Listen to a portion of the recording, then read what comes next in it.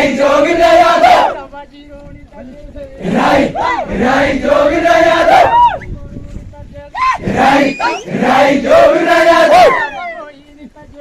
Rai Jogina Yadav.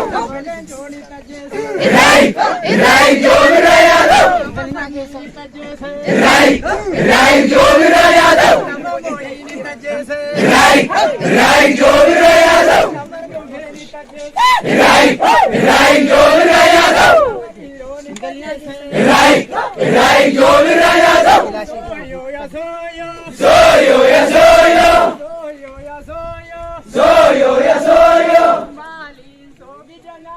Rai Jogina Yadav. Rai Jogina Yadav. Rai Jogina Yadav. Rai Jogina Yadav. Rai Jogina Yadav.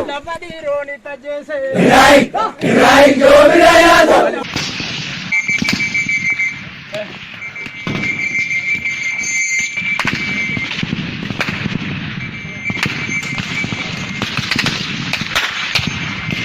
Yooyya babaarottoolee galchumii heessan nagaa dhaggeeffattootaaf daawwattoo keen kabajamoo gabaas tarkaanfii gootichi waraana bilisummaa Oromoo bitootessa 2022 sanii dhiyeessa injifannoowwan diirrifachiisanii lammiitti abdii horanoliin angalma Oromoo irreef gaachanni uummata Oromoo gootichi waraana bilisummaa Oromoo Oromiyaa heessaa waraana weerartuu PP aleele buqqisuun Oromoo bilisoomsee Oromiyaa walaboom ijaaruuf tarkaanfii laalessa guyyaa guyyaan fudhate cimsee itti fufuun diinirraatti injifannoo boonsaa galmeessuu jira.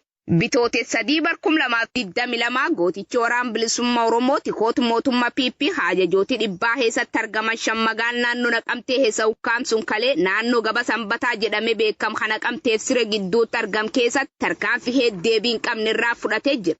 Ammallee warreen magaaloo keetteettanii uummata Oromootiif waraana bilisummaa Oromoo irraa hojii basaasummaa hojjettaniif warreen tarkaanfii deeggartoota miseensotaaf waraana bilisummaa Oromoo irraa fudhachiisuu jirtan akka irraa dhaabbattan abdiin saba Oromoo waraanni bilisummaa Oromoo akeekkachiisuun gocha isaanii irraa yoo finqusan tarkaanfii madaalawaa fudhachaa akka deemullee ifoomsee jira. Korommiin kibba Oromiyaa goototii waraana bilisummaa Oromoo zoonii kibbaa Cibraan Odaa Doolaa godin Gujibaa Aana Goorodoolaa bitootessa 2022 tarkaanfii haxee fudhateen konkolaataa sirna PP tokko booji'uun injifannoo galmeessan uummati haleeyaa gardhaa magaal Jiddoolaa keessatti simannaa waan taasifameefi oole. Bifuun wal fakkaatuun abdiif gaaddisiisa Oromoo gootichi waraana bilisummaa Oromoo zoonii giddugaleessa Oromiyaa lixa shaggar buttaan torbaan miidhaa diiwwatu waachisaa oole.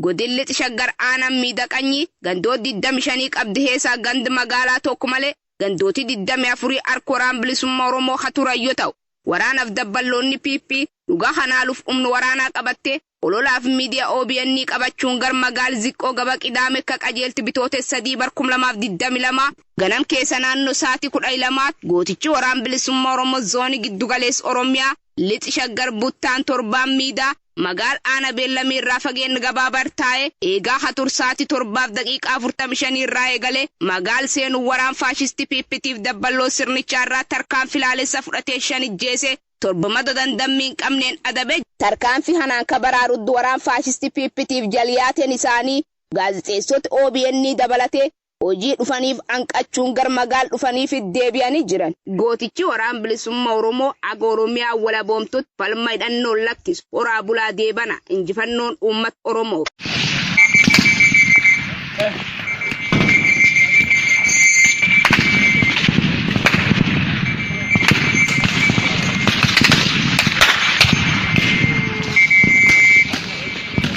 Gabaasa gumaacha gootichi waraana bilisummaa Oromoo dinagdeen jabeessuuf taasifame kan bitootessa 2022 isiniif dhiyeessa Annadi Oromooti.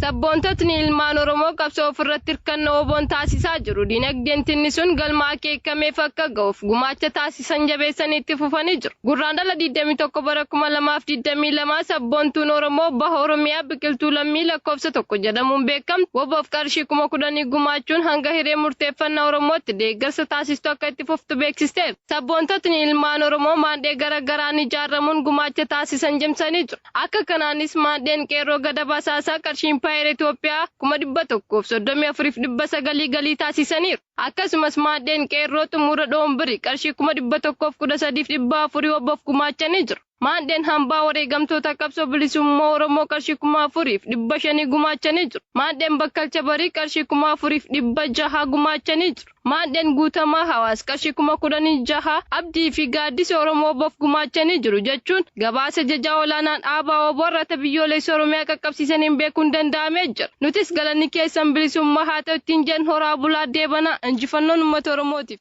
Haleelu! Haleelu! Haleelu! Haleelu! Haleelu! Haleelu!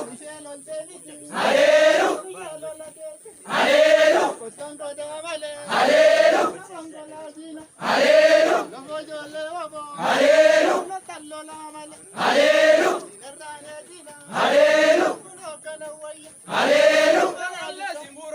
Haleelu! Haleelu! Haleelu! Haleelu!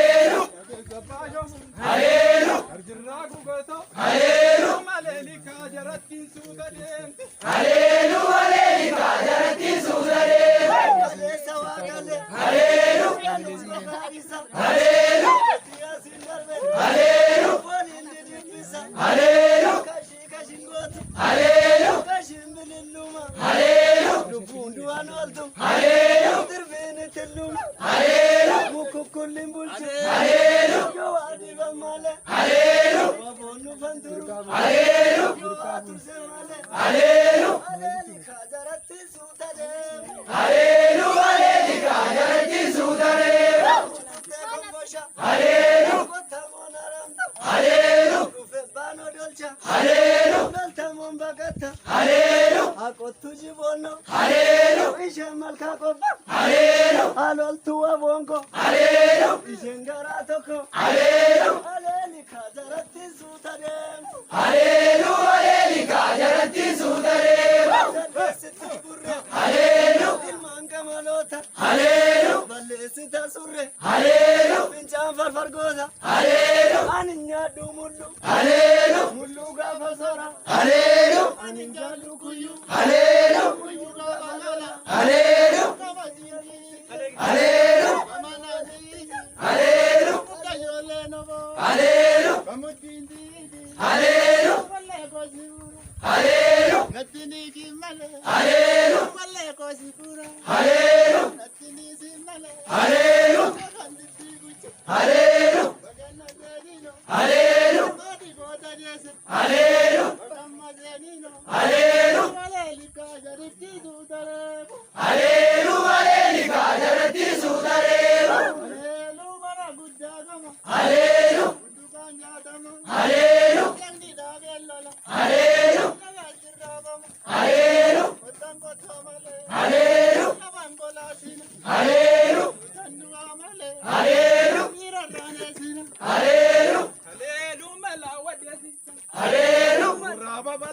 Haleelu!